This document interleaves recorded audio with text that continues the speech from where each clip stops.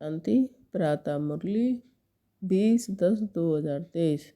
मीठे बच्चे, देह सहित सब कुछ भूल एक बाप को याद करो, तब कहेंगे मातेले बच्चे। इस पुरानी दुनिया में अब तुम्हारी बुद्धि हट जानी चाहिए। प्रश्न है, बाप का ज्ञान किन बच्चों की बुद्धि में सहज ही बैठ जाता है? उत्तर है, जो गरीब बच्चे हैं, जिनका मुंह नष्ट है और बुद्धि विशाल है, उनकी बुद्धि में सारा ज्ञान सहज बैठ जाता है। बाकी जिनकी बुद्धि में रहता हमारा धन हमारा पति, वह ज्ञान को धारण कर ऊंच पद नहीं पा सकते।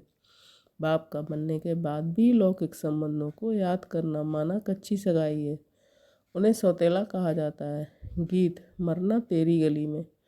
ओम शांति। मीठे मीठे बच्चों ने ये गीत का अर्थ तो आप ही समझा होगा। अब जीते जी आकर के बाप का बनना है, और पुरानी दुनिया जिसको रौरव नरक कहा जाता है, उनको भूलना भी है और छोड़ना भी है ही। रौरव नरक को भूल कर फिर स्वर्ग को याद करना है। अपने को आत्मा समझ अपने बाप को याद करना है। पुरानी दुनिया बुद्धि से हट जानी चाहिए। उनके लिए पुरुषार्थ चाहिए। यह है जन्म जन्मांतर का कर्म बंधन। एक जन्म का नहीं है, जन्म जन्मांतर का कर्म बंधन है। कितने पाप किस किस के साथ किए हैं, वह सब जन्म ले भोगने पड़ते हैं। तो इस कर्म बंधन की दुनिया को भूल जाना है। ये छीछी दुनिया है, पर सिर्फ शरीर है ना, इससे मोह मिटाना है। गरीबों का मोह सहज मिट जाता है, साहूकार का मुश्किल मिटता है। वह समझते हैं हम स्वर्ग में सुखी बैठे हैं, गरीब दुखी हैं। यूँ तो सारा भारत गरीब है, फिर उनमें भी जो गरीब हैं वह झट उठाते हैं। उनके लिए ही बाप आते हैं। गरीबों को जास्ती वर्षा मिलता है। सब सेंटर्स में देखो, साहूकार कोई मुश्किल ठहर सकते हैं। स्त्रियां भी गरीब की ही आती हैं। धनवान को तो पति से सुख मिलता है, इसलिए उनसे बुद्धि योग टूट सकता है। गरीब ही अक्सर करके ज्ञान लेते हैं। बाप है ही गरीब निवाज, जिस बाप को सब याद करते हैं, परंतु ड्रामा के अनुसार भक्त भगवान को जानते नहीं हैं। भगवान तो है ही भक्तों का रक्षक, भक्ति का फल देने वाला सद्गति दाता एक बाप है। तुम बच्चे बाप द्वारा अभी ज्ञान की बातें सुन रहे हो। ये ज्ञान उन्हीं बच्चों की बुद्धि में बैठता है जिनकी बुद्धि विशाल है, मोह नष्ट है, जिनकी बुद्धि में रहता है कि हमारा पति हमारा धन आदि है। वह उच्च पद पा नहीं सकते। पद वह पाते हैं जो रास्ता और रचना का परिचय देते हैं। बाप को पहचाने बिगर वर्षा। कैसे मिले साजन को? सिर्फ साजन कहने से फ़ायदा नहीं हो सकता। जाने पहचाने बिगर साजन से सगाई कैसे हो सकती है? कन्या की सगाई होती है तो उनको चित्र आदि दिखाते हैं। फलाने का बच्चा है, ये ऑक्यूपेशन है। आगे दिखलाते नहीं थे, ऐसे ही शादी करा देते थे, तो भी उनका ऑक्यूपेशन तो बताते हैं ना। या कोई कोई बच्चे अपने बाप को अथवा साजन को जानते ही नहीं है, तो सगाई कैसे हो? नंबर 12 है, कईयों की कच्ची सगाई है। पारलौकिक साजन को याद नहीं करते, लौकिक साजन को, लौकिक संबंधियों आदि को याद करते रहते हैं, तो गोवा कच्ची सगाई है। उनको सौतेले बच्चे कहा जाता है। पक्के को सौतेले बच्चे कहा जाता है। मातेले बच्चे बहुत थोड़े हैं। भट्टी में इतने पड़े, उनमें ही कितने कच्चे निकल पड़े। अपने साजन को पहचानते ही नहीं है। जैसे पारा हथेली पर ठहरता ही नहीं है ना, वैसे ही याद भी अपनी मुश्किल है। घड़ी घड़ी भूल जाते हैं। 25-30 वर्ष वाले भी पूरा याद नहीं कर सकते हैं। तुम जानते हो, पारलौकिक साजन स्वर्ग के 21 जन्म के लिए महारानी महाराजा बनाने वाला है। सृष्टि के आदि मंत्र को जानने वाला है। सजनियों को इतना समझाते हैं तो भी बुद्धि में बैठता नहीं है। बुद्धि पुरानी दुनिया के बंधनों में भटकती रहती है। समझते नहीं है कि मैं बंधन में हूँ। संबंध तो चाहिए एक का, बाकी सब बंधन है। बच्चों को समझाया जाता है एक से संबंध रखो। वह तुमको सृष्टि के आदि मध्य अंत की शिक्षा देते हैं। तुम जानते हो, आधा कल्प है ज्ञान कांड, आधा कल्प है भक्ति कांड। ज्ञान कांड में तो 21 जन्मों का वर्षा मिलता है। वहाँ है सतो प्रधान, और फिर सतो प्रधान से नीचे सतों में, फिर सतों से गिरकर रजों में आना है। जब सतो पूरा होता है तो ज्ञान कांड पूरा हो जाता है। द्वापर से भक्ति शुरू होती है। वह भी पहले सतो प्रधान भक्ति होती है, फिर भक्ति भी सतो रजो तमो में आती है। व्यभिचारी होने से भक्ति फिर गिरती जाती है। अब ये जानना और किसको समझाना तो बहुत सहज है। तुम बच्चों को रौरव वर्ग से संबंध तोड़ एक से रखना चाहिए। एक बाप से संबंध रखने की प्रैक्टिस करो। बाप को याद करने से ही विक्रम विनाश होंगे। गरीब अच्छी मेहनत करते हैं तो बलिहारी गरीबों की है। बाप भी गरीबों पर बलिहार जाते हैं। शुरुआत में कितने गोप थे, कितनी माताएं थीं, कितने ख़त्म हो गए, बाकी थोड़े रहे हैं। माताएं भी थोड़ी रहीं, हाँ कोई कोई साहूकार घर की भी रह गई, जैसे क्वीन मदर देवी आदि। अब तुम्हें मूल बात समझानी है कि जिस भगवान को सब याद करते हैं उसका परिचय क्या है। पतित पावन बाप जो राजयोग सिखलाकर नर से नारायण बनाते हैं, उनको नहीं जानेंगे तो तुम पाप करते रहेंगे, बाप को गाली देते रहेंगे। सम्मेलन तो बहुत होते हैं, वहाँ पर समझाने वाले बड़े तीखे चाहिए, समझाना चाहिए। तुम वेदों की महिमा समझते हो, परंतु इससे कोई फ़ायदा तो होता नहीं। फ़ायदा तो एक बाप से ही होता है जिसको हम जानते हैं। तुम नहीं जानते हो, आओ तो हम आपको समझाएं। बाप को पहचाने बिना वर्षा कैसे मिलेगा। बाप का वर्षा है मुक्ति, जीवन मुक्ति, सदगति सदगति। इस अक्षर सुनाते ही बाप हैं।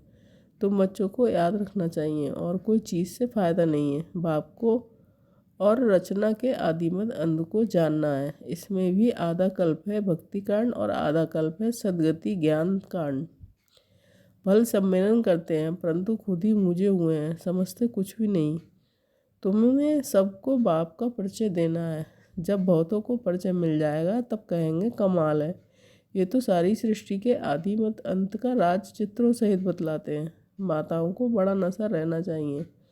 पुरुष मदद करने के लिए तैयार हैं, डायरेक्शन बाप देते हैं।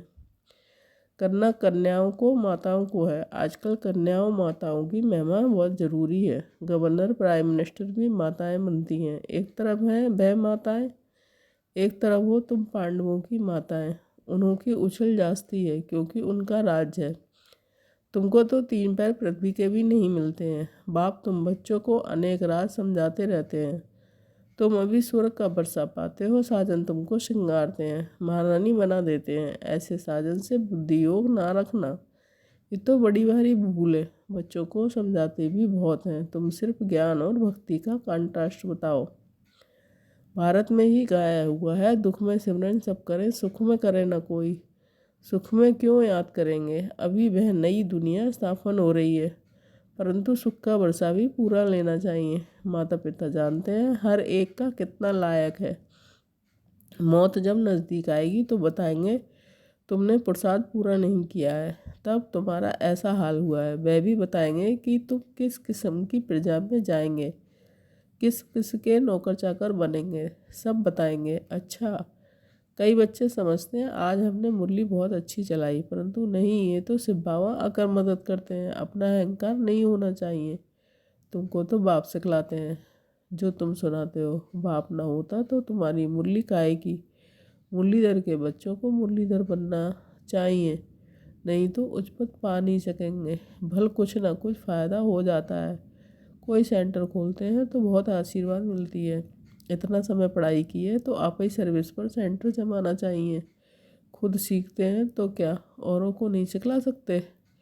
ब्रह्मा कुमारी की मांगनी करते हैं तो बाबा समझ जाते हैं कि शायद खुद में इतना ज्ञान नहीं है। बाकी यहाँ आकर क्या करते हैं, बाबा तो समझाते हैं बादल आए रिफ्रेश होकर जाए, वर्षा बरसाए, नहीं तो पद कैसे पाएंगे। मम्मा बाबा कहते हो तो गद्दी पकड़कर दिखाओ। ये भी कोई को अहंकार नहीं आना चाहिए कि हमने दिया। तुम कुछ भी ना दो, बाबा तुमको कौड़ी के बदले हीरा देने से भी छूट जाएगा। अच्छा, मीठे मीठे सिकीले बच्चों के प्रति माता पिता बाप दादा का याद प्यार, गुड मॉर्निंग और नमस्ते। रूहानी बाप की रूहानी बच्चों को नमस्ते। हम रूहानी बच्चों की रूहानी माता पिता बाप दादा को याद प्यार, गुड मॉर्निंग, नमस्ते नमस्ते। शुक्रिया बाबा, शुक्रिया। धारणा के लिए मुख्य सार 1 पॉइंट। एक के साथ सब संबंध रख बुद्धि योग, अनेक बंधनों से निकाल लेना है। एक के साथ पक्की सगाई करनी है, बुद्धि योग भटकाना नहीं है। सेकंड पॉइंट, बाप समान मुरलीधर बनना है। मैंने अच्छी मुरली चलाई, इस अहंकार में नहीं आना है। बादल भरकर वर्षा करनी है, पढ़ाई की है तो सेंटर जमाना है। वरदान, बाप को सामने रख ईर्ष्या रूपी पाप से बचने वाले विशेष आत्मा भव। ब्राह्मण आत्माओं में हम शरीक होने के कारण ईर्ष्या उत्पन्न होती है। ईर्ष्या के कारण संस्कारों का टक्कर होता है। लेकिन इसमें विशेष सोचो कि यदि हम शरीक किसी विशेष कार्य के निमित्त बना है तो उनको निमित्त बनाने वाला कौन? बाप को सामने लाओ तो ईर्ष्या रूपी माया भाग जाएगी। अगर किसी की बात आपको अच्छी नहीं लगती है तो शुभ भावना से ऊपर दो, ईर्ष्या बस नहीं। आपस में रेस करो, रीस नहीं, तो विशेष आत्मा बन जाएंगे। स्लोगन है, बाप को अपना साथी बनाकर माया के खेल को साक्षी होकर देखते चलो। मातेश्वरी जी के मधुर महावाक्य, अपना असली लक्ष्य क्या है? पहले ये जानना जरूरी है कि अपना असली लक्ष्य क्या है। वो भी अच्छी तरह से बुद्धि में धारण करना है, तभी पूर्ण रीति से उस लक्ष्य में उपस्थित हो सकेंगे। अपना असली लक्ष्य है, मैं आत्मा उस परमात्मा की संतान हूँ। असल में मैं कर्मातीत हूँ। फिर अपने आप को भूलने से कर्म बंधन में आ गई। अब फिर वो याद आने से एक ईश्वरीय योग में रहने से अपने किए हुए विक्रम विनाश कर रहे हैं। तो अपना लक्ष्य हुआ, मैं आत्मा परमात्मा की संतान हूँ। बाकी कोई अपने को हमसो देवता समझ उस लक्ष्य से स्थित रहेंगे तो फिर तो जो परमात्मा की शक्ति है वो मिल नहीं सकेगी और न फिर तुम्हारे विक्रम विनाश होंगे। अब ये तो अपने को फुल ज्ञान है, मैं आत्मा परमात्मा की संतान। कर्मातीत हो भविष्य में जाकर जीवन मुक्त देवी देवता पद पाएंगे। इस लक्ष्य में रहने से वह ताकत मिल जाती है। अब ये तो मनुष्य चाहते हैं कि हमको सुख शांति पवित्रता चाहिए, वो भी जब पूर्ण होगा, योग होगा तभी प्राप्ति होगी।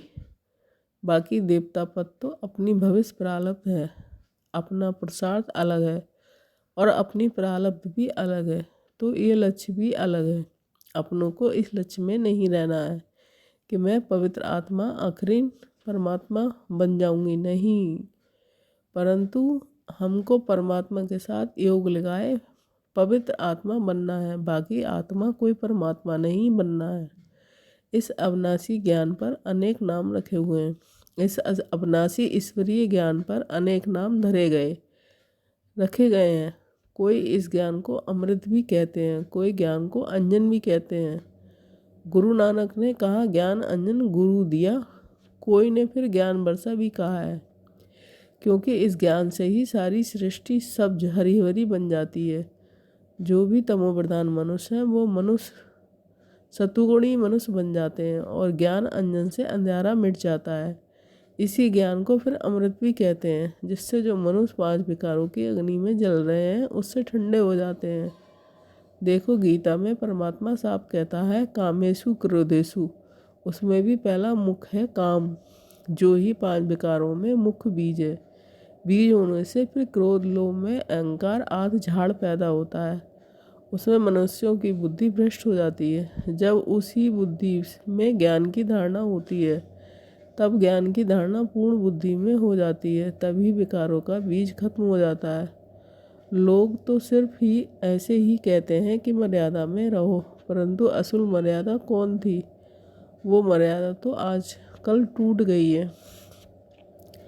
कहाँ वो सतयुगी त्रेतायुगी देवी देवताओं की मर्यादा है जो ग्रस्त में रहकर कैसे निर्विकारी प्रवृत्ति में रहते थे। अब वो सच्ची मर्यादा कहाँ है? आजकल तो उल्टी विकारी मर्यादा पालन कर रहे हैं।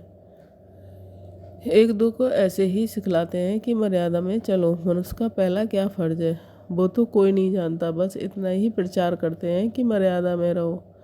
अगर इतना भी नहीं जानते कि मनुष्य की पहली मर्यादा कौन सी है। मनुष्य की पहली मर्यादा है निर्विकारी बनना। अगर कोई से ऐसे पूछा जाए तुम इस मर्यादा में रहते हो तो कह देते हैं आजकल इस कलयुगी सृष्टि में निर्विकारी होने की हिम्मत नहीं है। अब मुख से कहना कि मर्यादा में रहो, निर्विकारी बनो, इससे तो कोई निर्विकारी बन नहीं सकता। निर्विकारी बनने के लिए पहले इस ज्ञान तलवार से इन 5 विकारों के बीज को ख़त्म करना है, तभी विक्रम भस्म हो सकेंगे। अच्छा, ओम शांति।